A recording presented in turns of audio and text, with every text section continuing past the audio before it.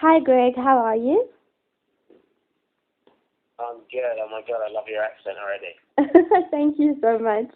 My first question is, what was it like to work on Wizards on the movie set? What was your experience like? It was a good time.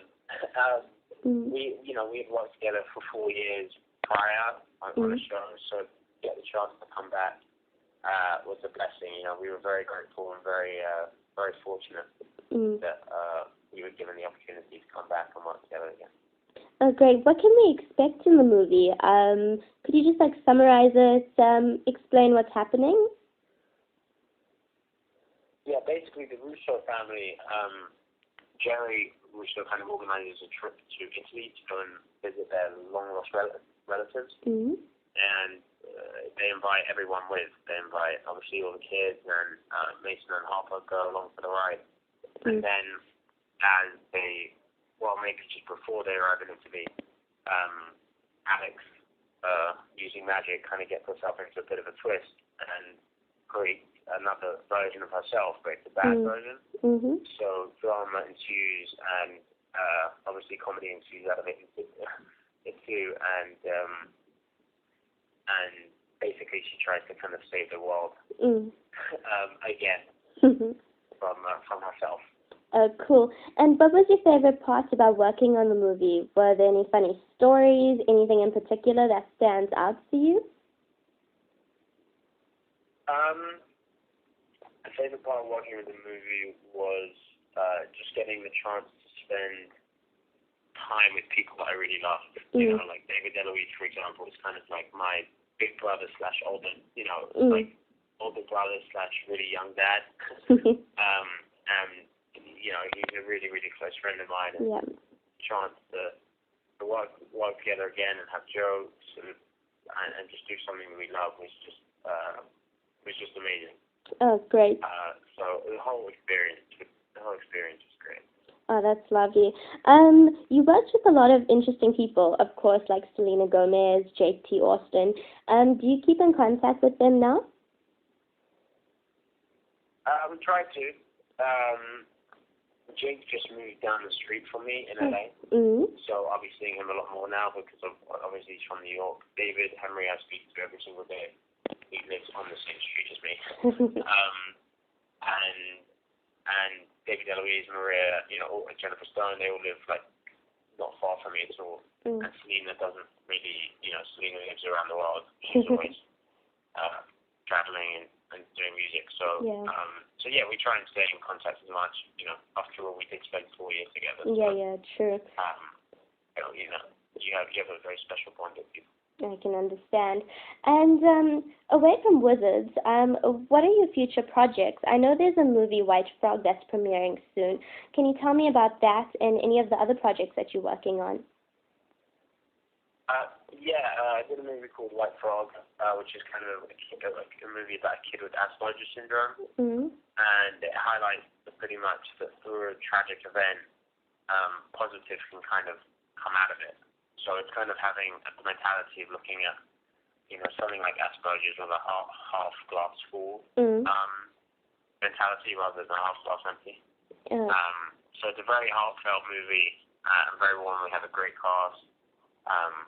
And I'm very, very proud of the movie. It's probably the proudest I've ever been of my work, to be honest, that movie. And then I have another movie coming out in September called Brand Eyes, and it's me and Sophie Turner from Game of Thrones, and Lisa Fines and Jonathan Rhys-Meyers. And that's like a supernatural thriller.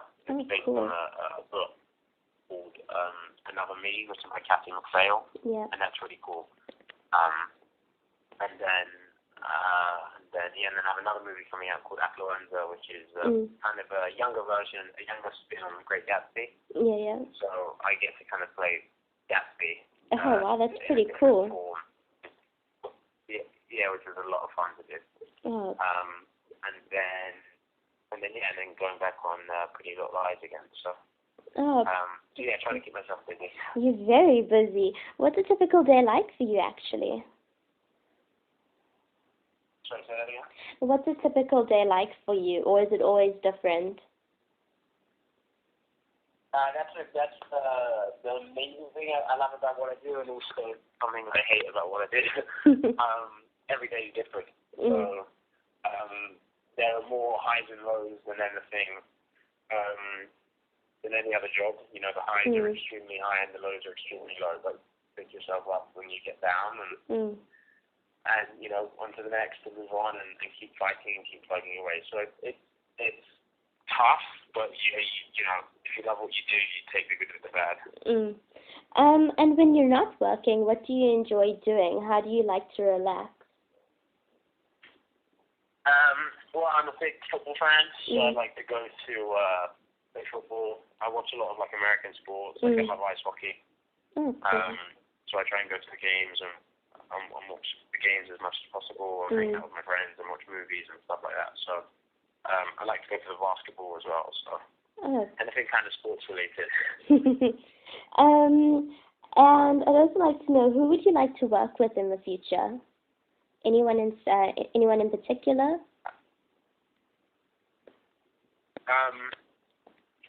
Yeah, I think that, you know, I've always dreamed of working with Leonardo DiCaprio, Morgan Freeman, Matt Damon.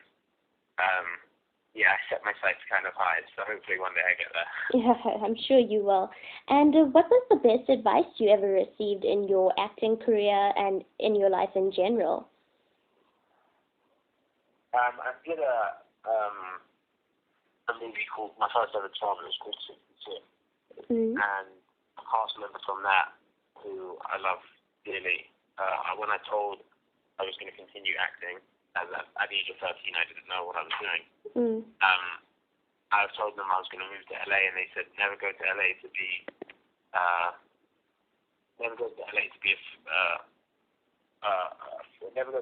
famous. Never worry about the fame side of anything. Just worry about going over there and doing the best work you can, and the rest will take care of itself.